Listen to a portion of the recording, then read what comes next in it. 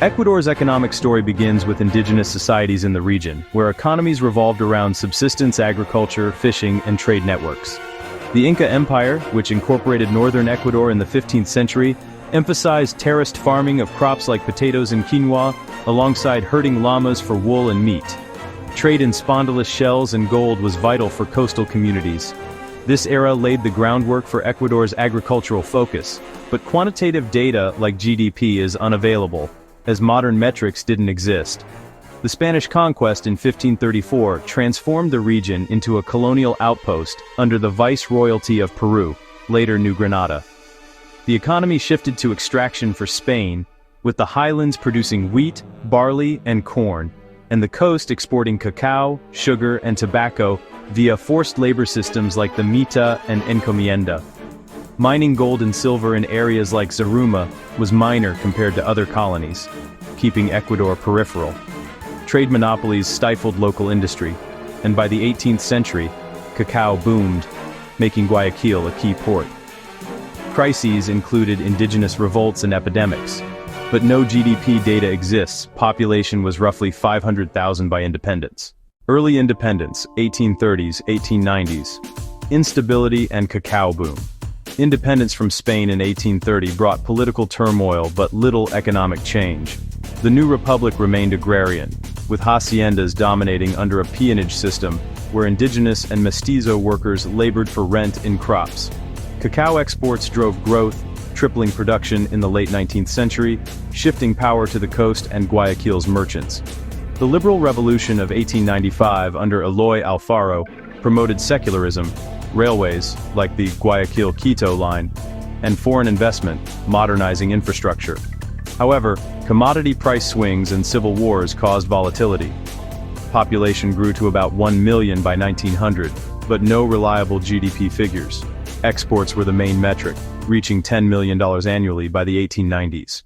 Early 20th century, 1900s, 1940s. Commodity shifts and the Great Depression.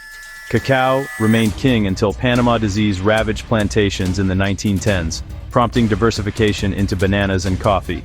The 1920s banana boom made Ecuador a top exporter, but the Great Depression crashed prices, halving cacao exports by 1923. Political instability delayed recovery, with exports dipping below $20 million in the 1930s. The 1940s saw bananas overtake cacao, with production surging post-Wubby West. Infrastructure like ports improved, but manufacturing was nascent. No GDP data, but population reached 3 million by 1950. Economic malaise persisted until the 1950s cacao revival, making Ecuador the world's sixth largest producer by 1958. 1950s, 1960s, agricultural exports and industrial stirrings. Post-W2, agriculture dominated, 38% of GDP in 1950, with bananas and cacao fueling exports worth $30 million annually. Foreign reserves hovered at $15 million, limiting imports.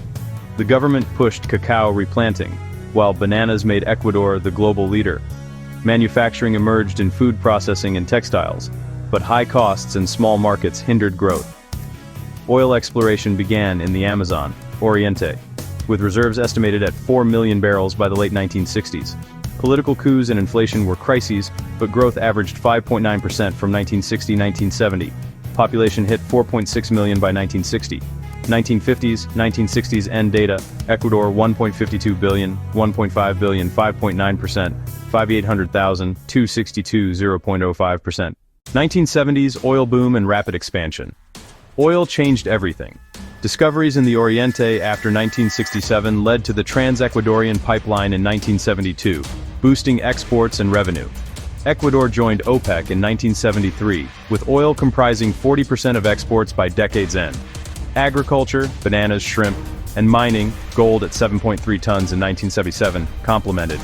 But oil drove real GDP growth over 9% annually from 1970 to 1977. Inflation soared, and debt ballooned from $324 million in 1974 to $4.5 billion in 1979. Policies focused on public spending, but volatility from oil prices loomed. Population grew to 7.5 million. 1970s end data, Ecuador, 8.5 billion, 8.5 billion, 9.0%. 7,500,133, 0.07%. 1980s. Debt crisis and austerity. Oil price collapse in 1982, combined with El Niño floods and earthquakes, triggered crisis. GDP contracted 6% in 1987 after pipeline damage halted production. Debt hit $8.4 billion in 1984, prompting Sucre devaluation, 21% in 1983, and neoliberal reforms under Presidents Febres Cordero and Borja, deregulation, tariff cuts, and austerity. Recovery came with 10.5% growth in 1988 as oil rebounded, but inflation peaked at 76.6% in 1989. Unemployment at 7.9%. Agriculture and light industry, textiles, food buffered, but external shocks dominated. Population reached 9.6 million. 1980s. End data. Ecuador, 12.1 billion, 12 billion, 1.5%, 9,600,000, 1,260, 0.06%. 1990s. Financial collapse and hyperinflation reforms under Duran Belen, 1992. Modernized but were unpopular.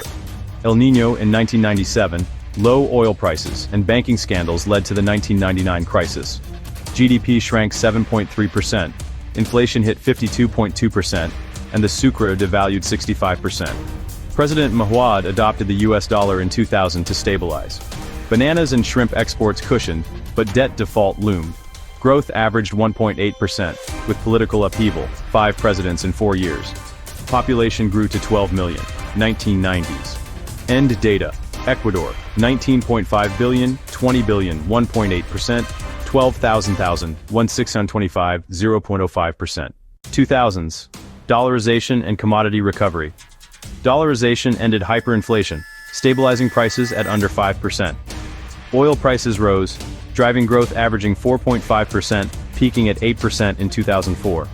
President Correa, 2007, nationalized oil and boosted social spending, reducing poverty from 37% to 25%. Bananas remained key, world's top exporter, with diversification into flowers and tuna. The 2008 global crisis slowed growth to 0.6%, but recovery followed. Debt was restructured and GDP tripled. Population hit 13.8 million. 2000s. End data. Ecuador, 57.0 billion, 57 billion, 4.5%, 13,800, 4,130, 0.08%. 2010s. Oil peak and downturn high. Oil prices fueled 4.3% average growth, 2006-2014, with public investment in roads and education. Correa's Citizens' Revolution expanded welfare, but over-reliance on oil, 50% exports, bit when prices crashed in 2014. Growth fell to 0.6%, 2015-2018, with austerity under Moreno sparking protests. The 2016 earthquake cost $3 billion, diversification into mining and renewables began, but COVID-19 in 2020 caused 9.25% contraction. Population reached 17.1 million. 2010s. End data.